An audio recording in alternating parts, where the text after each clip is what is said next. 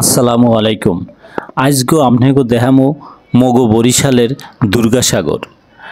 আবার আমনেরা হাস্যই বুঝছেন না, মুই সত্যি সত্যি একখান সাগর দেখামো আমনেগো। আসলে এটা বেমালা বড় একখান দিঘি, আর এই দিঘির বিশালতাকে বুঝানোর পান্নি সাগর নামটা দেছে, বুঝছেন? দিঘির পুরা নাম হয়েছে দুর্গাসাগর দিঘি। 20 টাকা টিকিট কাটটা ঢুকলাম ভিতরে।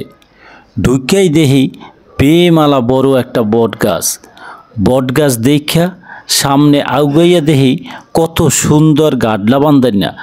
মনে চাইছে এককালে হইয়া থাই। গাডলাটাও বেমালা বড়। গাডলার সামনের দিকে যেই চাইলাম আর দেখি কি, ওরে মোর কপাল, এ কি এত বড় দিঘি! এ তো মোর বাপের জন্মও দেখি নাই। হুদাহুদি কি এর নাম দেছে দুর্গাসাগর? এটা তো ছোটো মোটো একটা সাগরের নাহানি। এই দিঘির মাঝখানে দেখি কি একখান দ্বীপ। এই দ্বীপের মধ্যে গাছপালা, বাগান আরও বেমালা কিছু আছে। দেখতে মেলা সুন্দর লাগে। মুই কতক্ষণ তো এই দিকটার দিকেই চাইয়ে রইলাম। এই দিঘির মধ্যে বোট আছে, 1 ঘন্টা 200 টাকায় ঘুরতে পারবেন। দিঘির পানি এত ফর্সা দেখা পরানটা জুড়াইয়ে যায়। দিঘির হগল পাশে খালি গাছ আর গাছ। ওরে গাছ মোর মনে হয় কয়েক হাজার গাছ হইবে। বেশি দেখলাম মেহগনি গাছ।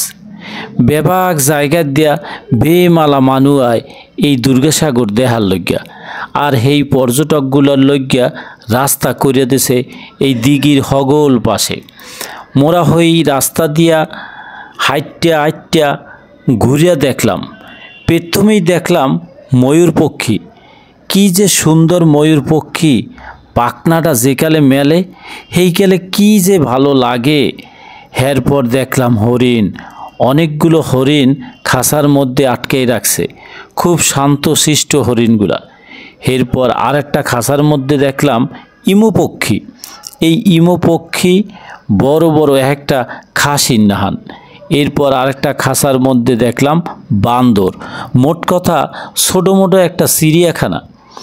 এরপর আবার পোলাপাইনগো খেলার লইগিয়া স্লিপার, দোলনাসহ আরও কত কি আছে। মোরা যখন এই দিঘির পাড় দিয়া হাঁটি, তখন রাস্তার 2 পাশে যে প্রচুর গাছ, এই গাছের মধ্যে পক্ষীর কিচির মিচির শব্দ শুনতে পাইলাম। তখন কি যে ভালো লাগলো, হ্যাঁ মুই আমনেগো বুঝাইয়া কইতে পারবো না। এই দুর্গাসাগর দিঘির পর্যটন কেন্দ্রের মধ্যে যে পক্ষীর সংযোজন করছেন, হেটার উদ্বোধন করছে কেডা কইতে পারেন? জেলার যে প্রশাসক আল্লে জনাব SM অজিয়র রহমান, হে উদ্বোধন করছে। এখানে একটা মঞ্চ আছে। মঞ্চের সামনে কতখানি খালি জায়গা আছে। এই দেখেন কত সুন্দর একটা জায়গা। মাঝখানে সার্কেলের মধ্যে কয়টা গাছ, আর মানের বহনের লইগা কত সুন্দর করিয়া জায়গা বানাইয়া রাখছে। দিঘির মধ্যে নামার লইগা ব্রিজের নাহান পাকা করিয়া দিছে, আবার রেলিংও আছে। এরপর আবার শান বান্ধাইয়া দিছে পর্যটকদের দেখার লইগা। আপনারা এই শানের মধ্যে নামিয়া ফটো তুলতে পারবেন। দুর্গাসাগর দিঘির হগল পাশ ঘুরিয়া পরানটা এককালে জুড়াইয়ে গেছে। মোটে 20 টাকা দিয়া এত সুন্দর জায়গা এতক্ষণ ধরে ঘুরলাম। আবার ছোটো মোটো চিড়িয়াখানাও দেখলাম। মনে চাইছে বেডাগো আর কয়টা টাকা দিয়াই। কি ভাবতেছেন কেমনে আইবেন? দাঁড়ান, হ্যাঁ মুই আমনেগো কইয়ে দেব। আপনারা যদি ঢাকায় দেন, হেলে মগো বরিশালে মেলা বড় বড় লঞ্চ আছে, হেইতে চড়ে আইতে পারবেন। লঞ্চ লই আজগো বেশি কথা কমু না, কারণ হইছে লঞ্চ লই আর একদিন ভিডিও দেখামো। খালি ভাড়াটা কইয়া দেই। লঞ্চে যদি নামাই হুইয়ান, হেলে ভাড়া দেওয়া লাগবে 300 টাকা।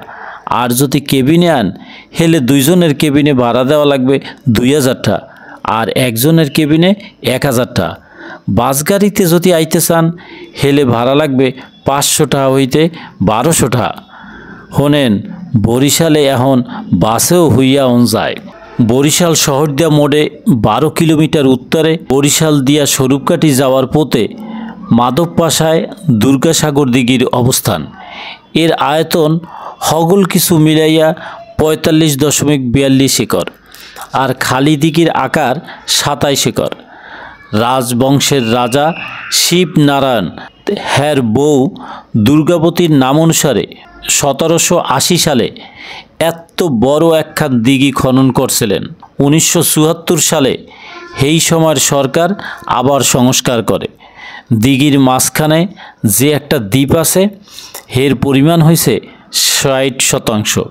হগল পাশে নীল জলরাশি, মাঝখানে মনে হয় দ্বীপটা বাইশে রয়েছে। মগো বরিশালের এই দুর্গাসাগর দিঘি আর দিঘির মধ্যে দ্বীপটা দেখা যদি আমনেগো ভালো লাগে হেলে আইয়া বেড়াই যাইয়েন। আর কেমনে আইবেন হ্যাঁ তো মুই আগেই কইয়ে দিছি। আমনেরা হগলে ভালো থাকেন। এখন মুই বিদায় নেই। আল্লাহ হাফেজ।